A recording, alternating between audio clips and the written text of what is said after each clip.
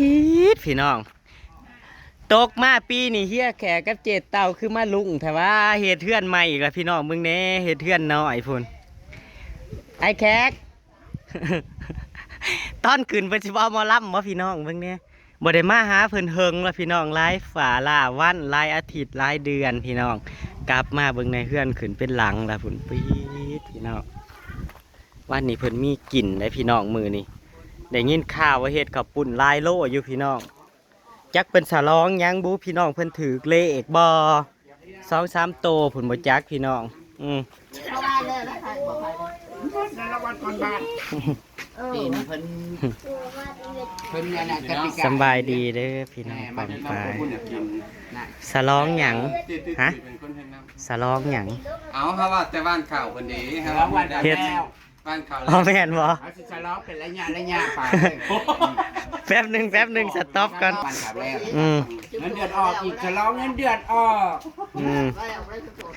เฮ้ยมันดีอันเฮือนน้อยแล้วอีกจะร้องอีกเพื่อนน้อยแล้วเสียวหมอลำสิงบ่จักหรือว่าหมอลำบ้านนี้แกบักตีบักคงย่อยอยากไปลองอีกจ้าเอามาลั่นซิ่งก็สิเอาคู่นึง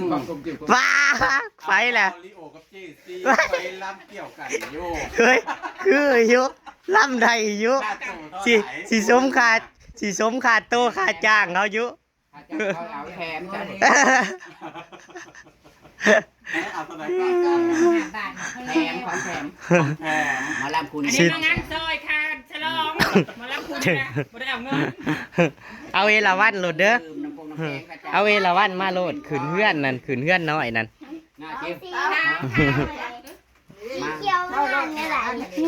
บ่ได้เห็นหน้าเฮิงแล้วบ่ได้เห็นหน้าเฮิงแล้วสวัสดีครับป้าลุงก่อนสวัสดีครับแบบง่ายๆนะไปถามบ้านคุณสีเขียวสีเขียวห้าเนี่ยไหนกรีนเดี๋ยวกรีนมาล่อกินขับปุ่นพี่น้องมาล่อกินขับปุ่นแม่ไปเทียบซูมทำกีชีก็บอกสวัสดีจ้าพี่น้องเห็นน้ำกระปุ้นกินแล้วจ้ามื้อนี้บ้านไอ้แขกสิได้เห็นหน้าแม่นางจ้าฟีดนี่พี่น้อง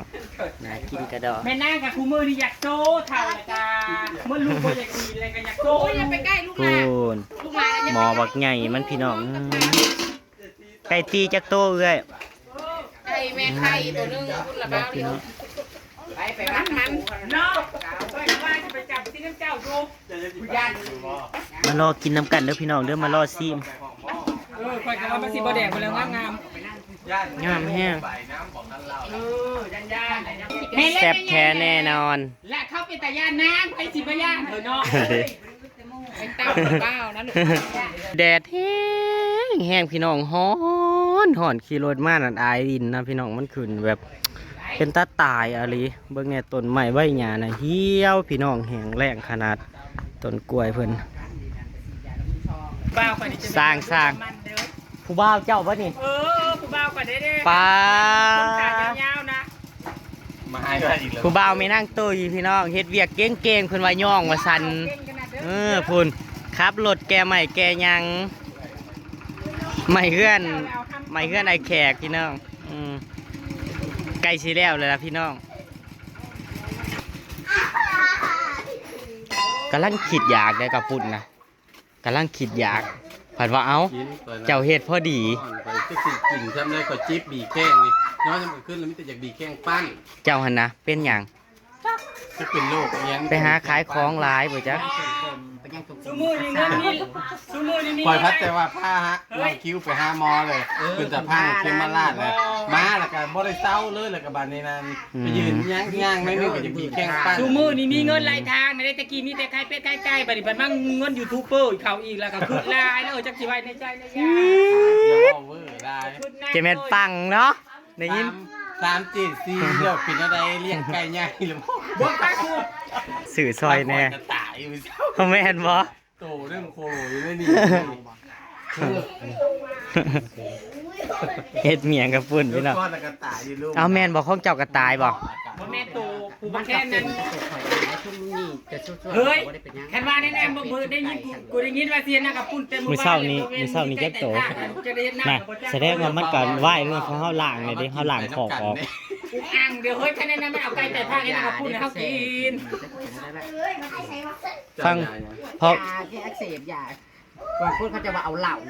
เป็นตะเสียดายเนาะ เอาเหล้าใส่ เราใส่ข้าวสาร พอโลเลย มีตัวใหญ่ๆนะจ๊ะสม ไก่ พอมันเห็นเอากับปุ่นมาเอาไก่แต่ห้าให้เฮากินมื้อนี้นะ หายใจนะ ไก่แม่ไข่หน้าแดงนู่นมาลงไปป้อนแล้วกันนะ เย้ อาการของมันน่ะใกล้แล้วมันสิเป็นขี้กระยื้อในคอมันน่ะ นั่นเลย แม่นบ่ เลยซักจอกแล้วก็ บ่ ให้มัน ตัวน้อยๆอะก็คล้ายเพิ่นมันมีหยังกัด มือนั่นนี่ตาย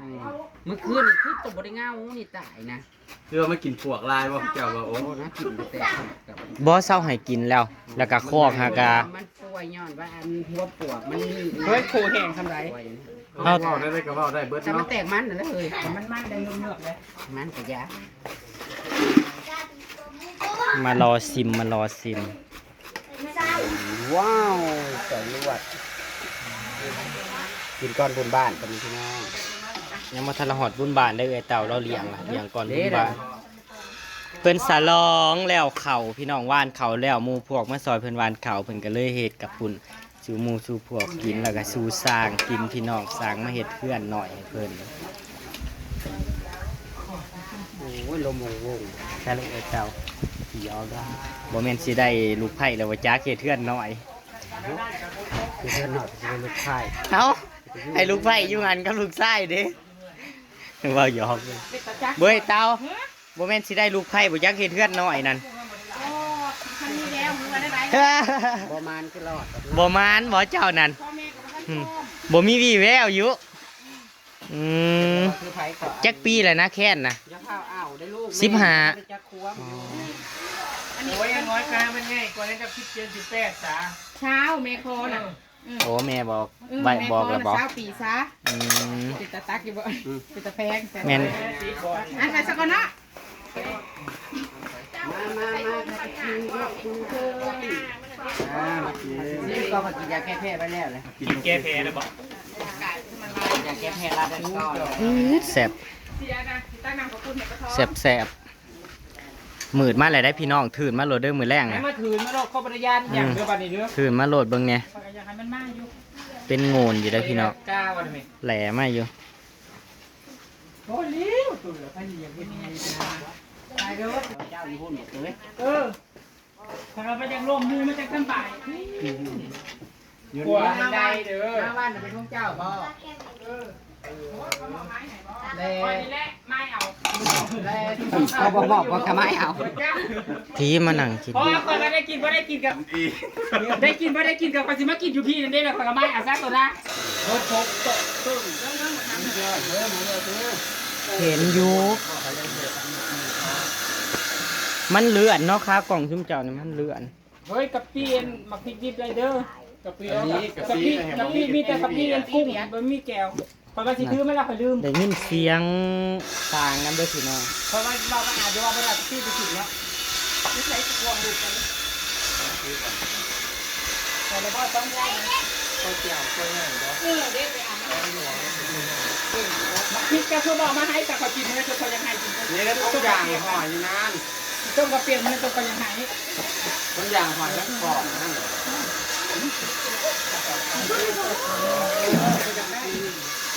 ก้อนจนจะไปยี่มาคืนนี่กันไปรักยาวแล้วนี่ก็ไม่ใช่แม่จะว่ากับผู้กินกับกระห้อน ลองมันก่อนเนาะ บ้านที่บ้านเขาจะบอกว่าไหนมันจะเอาเลี้ยงตัวห้าเจ้าเนื้อกินนอนแล้วก็จะขี้ไม่ได้หลายอย่างกินเบิร์ดว่าแฟนบ้าก็กินข้าวกินแล้วก็นอนลูกจ้าลงเบิร์ดจ้าเบิร์ดเจ๊เบิร์ดเป็นไงกินเบิร์ดเจ๊หน่อยนะอู้ดอกพิกุลมาเก็บขายเนี่ยมันจะ มีควันไม่ใช่กันนะ แล้วเราจะพูด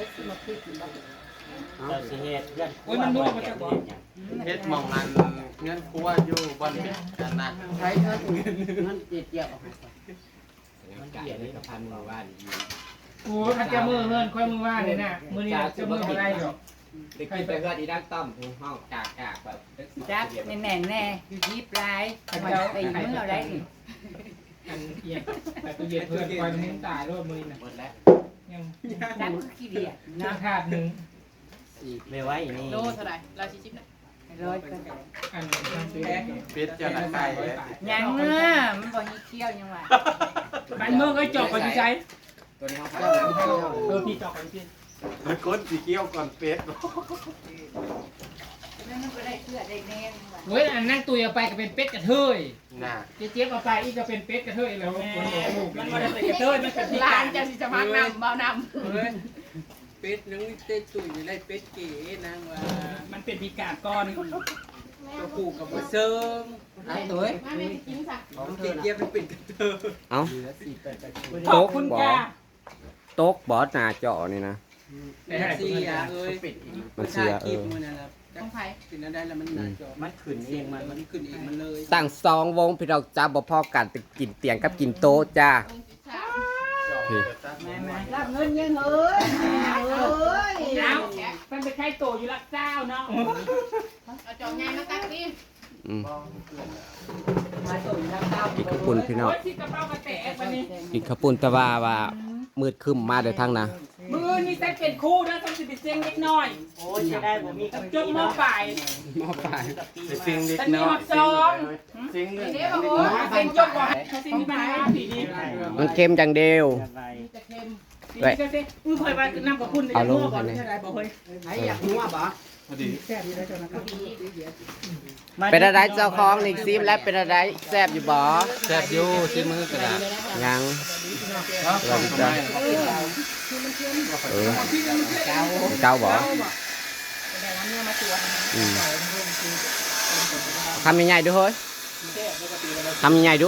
มายอดแซมเฮ้ยไอ้พี่ทักพี่โอ้กะสิเสียงอันนั้นเด้อพี่น้องเพราะว่าข้าเจ้าเฮ็ดอันสูบพี่น้องเอ้ยทำยังไงให้เบิ่งนะเฮ้ย เอาจักเดียวเบิดเลย ซาซาซาซาอืม เฮ้ย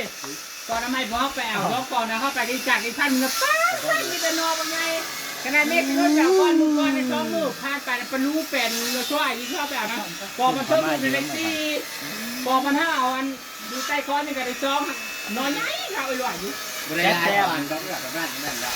แซ่บอยู่บ่เฮ้ย เวลาแค่แต่ยังไปกับไปไก่มู่บ่ได้ไปไก่ปานะ มันอยากไก่พี่น้อง รักเศร้าได้หนึ่ง ปากคนเป็นรักสาว โอ้จะทำเมื่อกี้ตัวไหนเขาเตะอยู่ เป็นไรเฮ้ย น้ำไม้อยู่บ้านเรา แซ่บอยู่ แซ่บ แซ่บย่องบ่จัก เจ็บ อืมอันนี้ได้สักคือบ่กินบ่คือเด้อเนาะว่าแล้วว่าหมูยานอ้วนอืมน้องเคียวอร่อยไหมทูจ้าลูกทูจ้า เขารู้จักบ่เป็น หาทูเอ้า สวัสดีครับผมบอก สวัสดีครับบ๊ายบาย สวัสดีครับ งามๆตีลูก สวัสดีครับ ครับ เออ แล้วมึงจะใส่กะปิ พี่กะปิอยู่พี่ พี่อยู่น้ำบ้าเอื้อนั้น อืม จะ ให้ เกิด บ่ กิน นำจัก เนาะ ไหนเอาพวก เจ้าก็จะกินกะปิประเด็นน่ะ เส้นยาวเหยียดว่าแม่นนั่น เจ้ากินกันยัง จ้อย เส้นไหมโอ้ เจ้าจักรแบง กระปุนบันคึม จ้อยแล้วเจ้ารอเนาะ จะมาเจ้ากับมาจอยมางูตอบจะหนีแรก ตอดบ่ ตัดผมทุ่งอยู่ซึกว่าหล่อ อย่างนั้นลูกจะว่าอย่างนั้นลูก แต่เค็มมาลาดเลยกินข้าวบ่แซ่บ มาแตะเคียนมาลาดเลยกินข้าวบ่แซ่บมันเป็นอะไร น้ำบ่อ่านแน่ ปีหน้า หมอคุณหมอบ่ให้กินบ่หรือว่าแนวใด ถามว่ากินบ่แซ่บเจ้าจะยุบไปเริ่มพอเจ้ากับไปเก็บมาลายมาเลยเจ็บพวกกามันอยากถ่ายมันว่า กินยังกับบ่แซ่บ เอ้ากินหยังก็บ่แซ่บ กินแต่ไก่หวานแซ่บ นั่นเลยเดี๋ยวแม่น่ะซื้อแต่ไก่หวานให้ลูกกินโอ้ เราอยากกินเอง เอ้า แซ่บไม่ให้ เพิ่นปกป้องแม่เพิ่นได้ปกป้องแม่ได้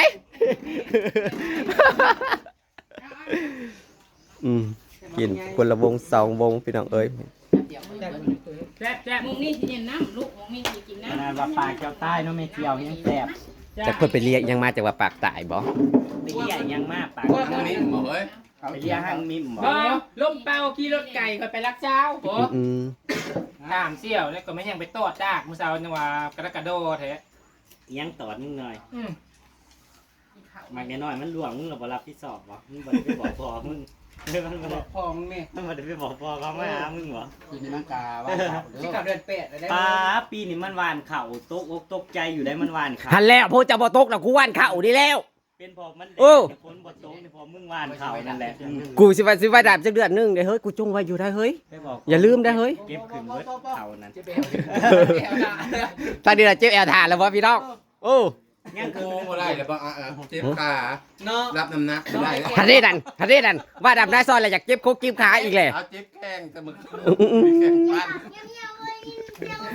ๆ มีบางไอ้แขกช่วงห้าแล้วน้ำหนักลายเลยเริ่มก้มดำหน้าบ่ได้แล้วเนาะ บางคนบอกว่าโผล่ใหญ่บ่ ตัวว่าได้ โอ้ เฮ้ ย ย มันบ่ตกดอกครับบ่กินกล้วยห่อบ้านก่อนนะ อืม เขาก็บ่กินจ้ะช่วยสิกิน หาตัวยังบ่ได้ เข้า ได้แล้วเขาก็ยังบ่ว่า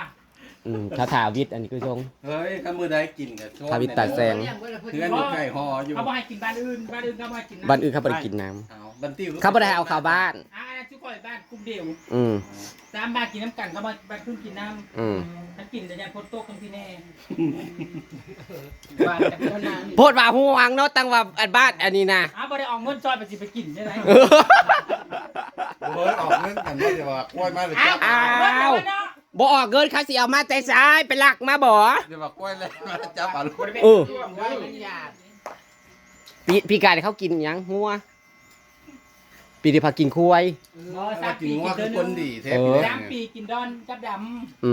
ม ำโอ้โห ถือโอกาสอันนั้นเลยเนาะเล่นเข้าบ้านแล้วกินกล้วยดอง บ่แล่นกับทอแลน เขาใส่พวกมือนะเพื่อนนั่นร้านร้านเคยอยู่ในหมูชีอันนี้ยังไงนะ เบิ้งคอหนึ่งเงินสิ แล่นตัวบักใหญ่แล่นถามทางมาเขาหานเรา นี่ เราบอกว่า โซกโซก แล้วบอกว่า เขามาอีย่างมันก็แล่นกลับลงไปทางป่าฟังก็ไฟฟังน่ะ มันหูค ตัว วาม บัก เนาะ ใหญ่นั่นเขาก็จอดรถเบิ่งป้าเขาว่าแล่นมันเด็ดหนอกจากแล่นพีเขาว่าแล้วนั่นน่ะคนเขาแหงทางคุณแหงเขา ปีนี้น่ะมันแล่นลายอยู่แล้วมันต้องแล่น อืมแล่น แรงเล่นเป็นอะไรเนาะการดูเดือนได้ เราก็เห็นบอก บ่ดำบ่ ตั้งลายอลีได้ครับไปหาหน่อไปหาเฮ็ดหาหน่อไม้น่ะก็เห็นแต่แล่นพี่น้อง แม่นบอกไล่รอทั้งดอนนะครับเล่นไล่ มีคนเอามาปล่อยนะ ในใกล้เฮือนอีตาปัญญา บ่มันก็ออกแม่แพ้ลูก ก็ว่ามัน ก็ คือ ปล่อย แล่ แล่ น นน่ะมันแพ้เนาะ อืม แค่บ้านนี่เขาขาย มันก็ได้ลูกจักโตแล่นนี่บ่ ลายเนี่ยเดี๋ยวใครก เพ อง ราะว่าเขาต้องเสียเคาะไหน เอาแนวนั้นบ่เฮาคิดว่าได้ลูกแล้วด้ามละโตแบบอันนี้นะ ใครไม่เหมือนบ่ติ่มท้องเขามากินเนาะ จักแลบ่เคยเห็นแบบกระป๋อมก็แบบอันกิโก้นี่บ่จักบ่ ทุกกี่กวนทุก ใช่ ใคร เครื่องบุก ใคร เครื่อง เงินกับ น้ำทันเรือค้า อืม ทุกใครจะเกียจะละเกียนั่น อืม ไอซิกากิคู่มือนี่เห็นแล้ว เขากินเยอะเฮ้ยไก่มัน บ่ น่ะ กล้ากิน โย บางคนเขาก็กินได้ขมกไข่มันนั่น คนบ่ติ่มตัวนั้นแหละคุย ไม่ใช่กระป๋องไข่กี่โก เออแซ่บเฮาก็แซ่บยำตุย บ่เด้อสันบ่กินเด้อเป็นยามาไก่ ๆอื้อเบิ่งหน้าแล้วพอกินงูเห่าผมยังซ้ำมันก็ งูอันจกอ่ะ บ่คอยกินแต่แบบโหงูห่าวบนปูลูกปกขึ้นมานั่นเอง อืม แต่อนาคอนดา เฮ้ยไปคูณกีฬาอันนั้นบ่เฮ้ย ค่ะ เฮียอี เฮียอี ก็กินเนื้องูห่าวแบบมันลอยถ้ากินงูห่าวแบบมันตั้งยองพอสุกงกมันน่ะ คนนี้เราก็ไม่กิน นะผู้โว้ สีดาโพ ไม่ได้กระไรโซดของเขาตีฟังกูมาช่วยของน้องไหลโซดก่อนนะคะ เห็นน้ำข้าวอยู่บ่ยังไม่ได้ เห็ เห็ น น น้ำข้าวอยู่บ่หรือรับ บ่เพิ่นบ่จ๊ะเพิ่นบ่เห็นดอกเขาบ่ได้แซ่แต่ฮอกซันได้เห็น เฮ้ยสามหมู่เลยได้เฮ้ย บ้านไหนเฮ้ย โอ้ยต่างประเทศพุ่น ต่างประเทศบ่ อืม คนไทยบ่ มันมีจักแอคเคาท์สิหาแอคเคาท์ผมแม่นบ่ แต่ถ้าเบิ่งสุดทุกคนไทยถ้าเบิ่งตัวไทยเลย บ้านไหนตาย บ้านหน้า บ่เป็นเขาลงเมื่อวานนี่บ่ ลงมือนี่ ไม่ได้ทำตรงนี้ ตุ้มติ่งตุ้มติ่ง เขาลงเมื่อวานนี่บ่แม่นบ่สันไก่มามือ เขายิงไงสัก ตอนกลางคืนน่ะเหม็นกินอยู่ ยังได้กินอยู่ ได้กิน มันลมตีขึ้นมาเทิงพี่ พี่น้องว่ากินแล้วเราก็นอนแล้วไปดิไป จ้า ไปหากันไป จ้า จะหาพวกกับพี่น้อง ใจกระพาก็แล้วกัน ขอบใจเจ้าภาพก็แล้วกันนะจ้า จะภาพน้ำกันนี่แหละมาบ้านเขาช่วยกัน เอาไปเฮยลาเลย สบายดีนะพี่น้องทำลาบให้จ่าพี่น้องตั้งนะพี่น้องจ้า สวัสดีจ้าไปและได้เฮ้ยไปและได้เฮ้ยไปและได้เฮ้ย โอ้ย สวัสดีจ้า ถ้าได้กินเพื่อนกูให้สิได้กินภาษา